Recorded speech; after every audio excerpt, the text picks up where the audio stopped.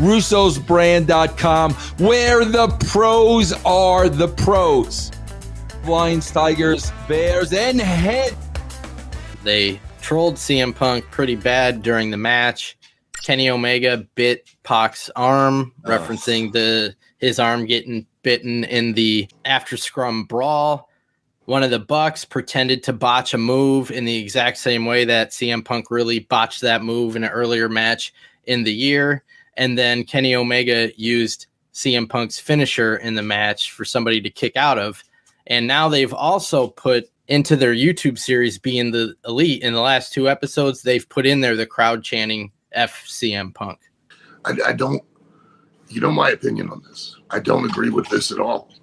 You could do what you want backstage and among the boys, but you're doing things in the ring that don't just affect CM Punk. They don't just affect you. They affect everyone and their ability to make a living. And you're doing things that are, you're telling inside jokes that only you know the punchline to, and one other person that's watching on TV. Now, granted, there's a very small, as we've discussed, niche audience that's also in on this, and it is significant to them. But if you're the casual audience and you're watching this, again, wanting to believe, let's always remember that an audience truly wants to believe in and be worked in the one singular concept that we're trying to get them to believe, and that is that we're really out there trying to win. So now you're botching a move, you're biting somebody's arm for no reason to basically tell a joke that only you and the other person and a few people know the punchline to. How is that doing business? How is that benefiting anybody? Put that in what Al just said, that everybody listening to this show, I want you to put that in its proper perspective. Listen to what Al said and listen to what they're doing. And obviously the main objective is to get as many people to watch the show as possible. You can call it a casual, you call it whatever you want. The idea is to get as many eyeballs to watch your show as possible, regardless of what the show is. Al, could you imagine, seriously, let's just take Yellowstone, because, it's the, probably the most talked about show that's on right now. It certainly is on the show. Yeah. Can you? All right, Al, let's take Huckleberry Hound. Oh, okay, let's take Huckleberry Hound. Let's take Huckleberry Hound and Friends, okay? Lord knows it's Yellowstone. All right, let's take Tulsa Kings. Yellowstone. Can you imagine if the writer of Tulsa Kings is writing within the body of the show inside jokes that are happening on the set? Right? I mean, that's the equivalent of what Al is saying. So you've got a mass casual audience at home watching this show where they're doing all inside jokes, but nobody's in on it. I mean, that's exactly what Al's saying. It's the equivalent, quite honestly, it really is the equivalent of, remember when they had that everybody had a stroke online about Game of Thrones when they were doing the final episodes, and somebody had left a Starbucks cup of coffee. Yes. That's like the people behind the scenes going, "Hey, it'd be funny if so-and-so was drinking Starbucks back during this day. That'd be hilarious." And they leave it. And then it takes you out of the scene. It takes you out of that world. That's exactly what they're doing. And they're doing it for their own gratification, and not doing it for the one preeminent reason that you would do anything, and that is simply to do business. They're not going to do business with CM Punk. It's not going to evolve into an angle. And even if it did, again, it is only a niche audience who really is privy to it that's really going to be drawn to watch it. Booker T was talking about it on his podcast, and he made a observation of why he thinks this stuff is happening. But he said that company could be closed down in a couple of years, and these guys are going to be wondering what the hell happened. And it's because they're going out there and playing games, not understanding what this stuff is really about. I don't think rehashing what happened a couple of months ago, as opposed to letting it go away, is making anything better as far as that company goes. And if Tony Khan knew about it and signed off on it, and they know CM Punk isn't coming back, they're probably going to be thinking about moving their headquarters, which was a reference into how many shows they run in Chicago. He said, I just think it's childish stuff. I've had beef with guys in the business before. We handle it, we squash it, we move on, And that normally that was the way it used to be, but now it's different. And it's different because nobody is getting their asses whooped. There's no real consequences, no real repercussions, no real men running around. That's got a lot to do with it. There's no locker room etiquette. He's right. And there's no leadership either. Because if Tony Khan, I doubt that Tony Khan was made aware of this, but even if he wasn't, then what were the repercussions when he came back? Did he say anything? Did he do, and you know what I'm talking about, Vince?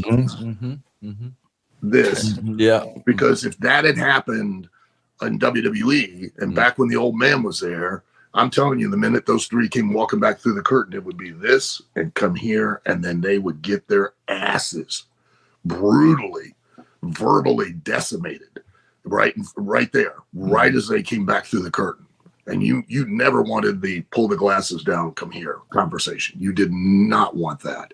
And did that happen? Did that occur? I doubt it. Yeah, no. I find it highly unlikely, and that's sad. And then when they got back in the locker room, was there anyone who stepped up and said, "Hey, what the fuck are you doing?